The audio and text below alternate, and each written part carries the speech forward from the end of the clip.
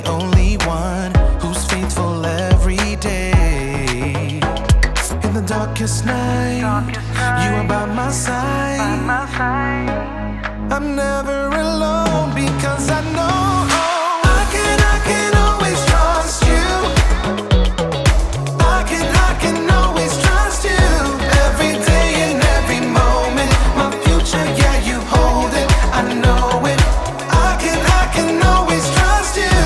I can always trust. I can always trust. I can always trust you.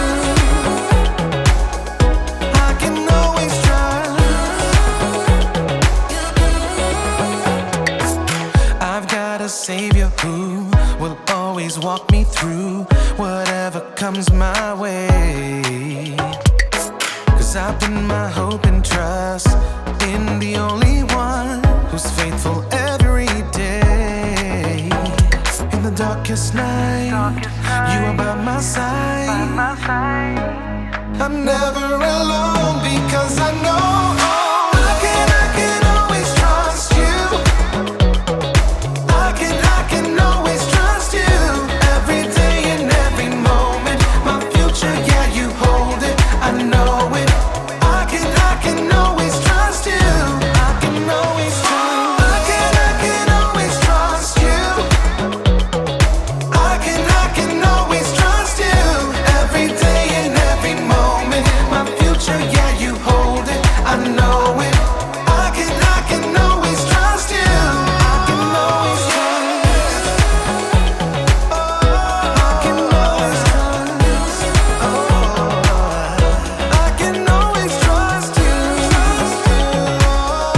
I can always trust. I can always trust.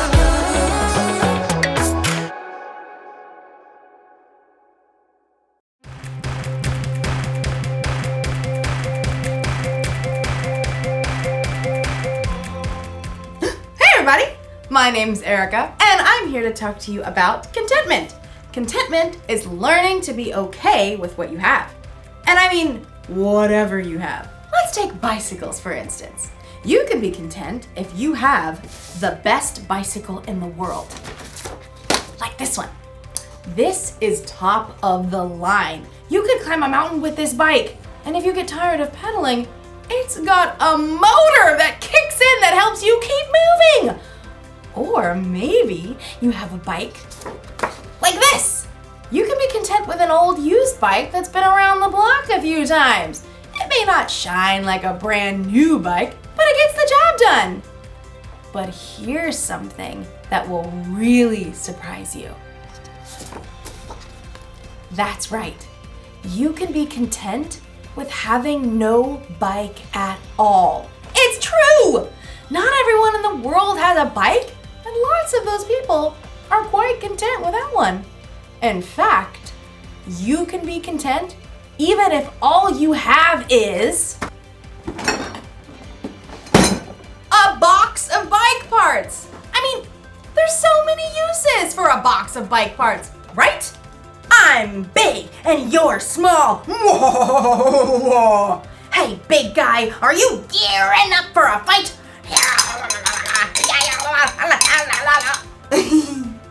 In today's story, we'll hear about the next step after contentment. I think you'll get a real kick out of this story. This is a kickstand. So many uses. Man, all right, I'll see you next time. The Bible. It's 66 books of history, stories, letters, and poetry that fit together to form God's one big story. The epic adventure of how He created us and loves us so much that He made a way to rescue us. As we travel through the Bible, from Genesis to Revelation, we discover people who met God and found their lives changed forever. Now, for an amazing story, inspired by the book of 2 Corinthians, chapter 8, verses 1 through 5. As Sarah entered the cafeteria, bagged lunch in hand, Grace waved her over. Hey, Sarah, we figured out the service project thing. Sarah slid into the seat beside Grace, across from Cassie and Rochelle. All three of them sported expensive salon haircuts and manicures. Sarah tried to smooth down her own frizzy hair. She was glad that St. Joseph School requires uniforms because at least her clothes looked like what everyone else was wearing.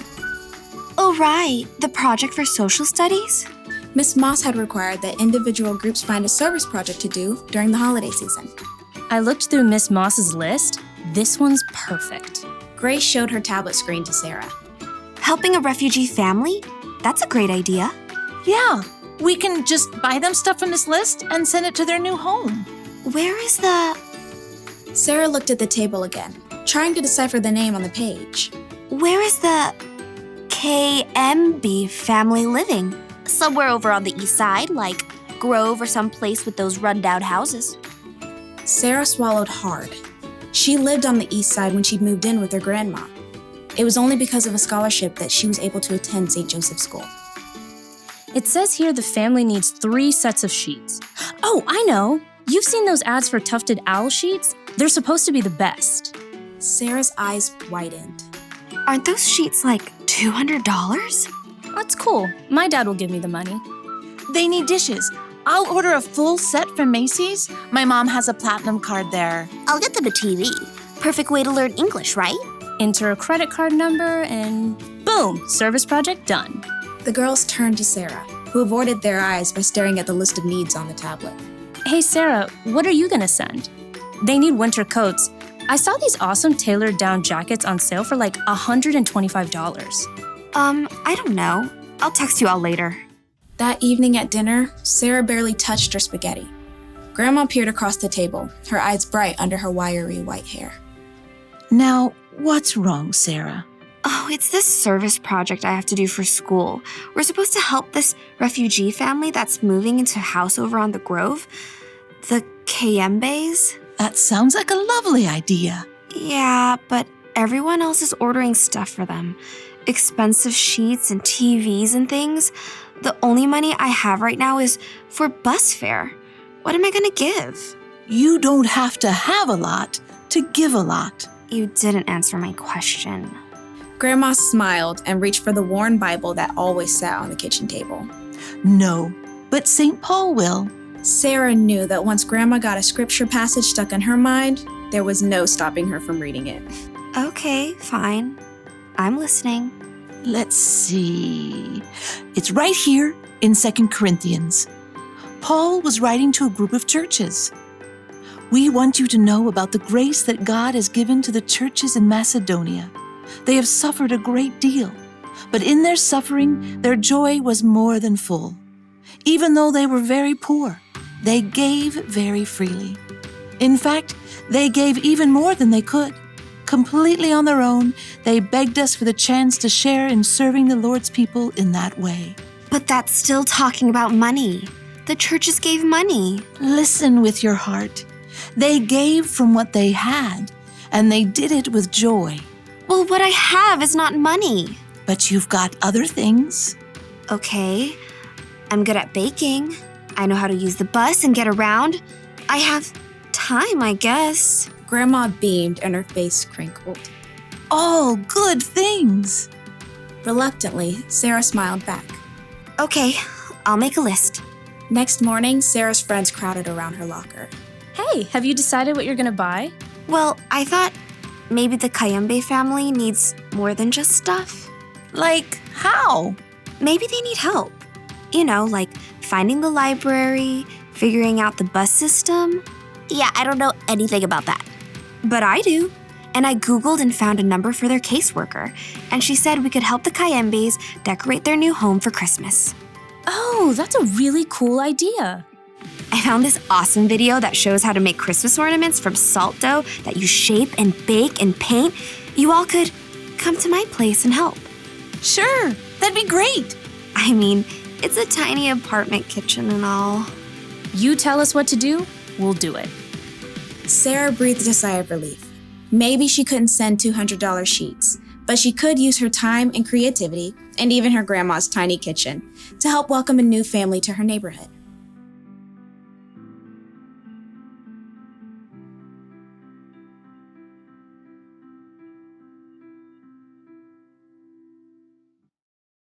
The people in in the Macedonian churches didn't have a lot. And yet somehow they were okay with that. They were content. And it was that contentment that made them want to share their time, talents, and resources with others. You see, when you learn how to be content, it makes you really see all the good things you have. You learn to be thankful for what you've been given, and the more thankful you are, the more likely you'll want to share what you have with someone else. Like, maybe I could share these bicycle parts. You know, I'll bet there's a bike somewhere that's falling over somewhere because they need a kickstand. I could give this to that bike. Or someone might need, to replace their chain because theirs is old and rusted or broken. Let's see. These might even help someone hold onto their handlebars a little bit tighter. I could give all these parts away and help a lot of people. You know, we all have something we can give. Maybe you don't have a lot, but you've got something. You may have money or stuff, or you may have strength to help your family around the house with chores. You may have talent to make people happy, or you can have time to spend with people who don't want to be alone. Honestly, you'll truly start to see what you have to give when you learn how to be content. The Apostle Paul wrote that he learned to be content through the power of Christ, who gave him strength. When you put your trust in Jesus, he can give you that strength too. The one thing to remember today is this: you can always use what you have to help someone else. So think about all you have to give and be thankful. Don't forget what I've spoke in. Get it? This is a spoke. See you around, because it's a wheel. Bye!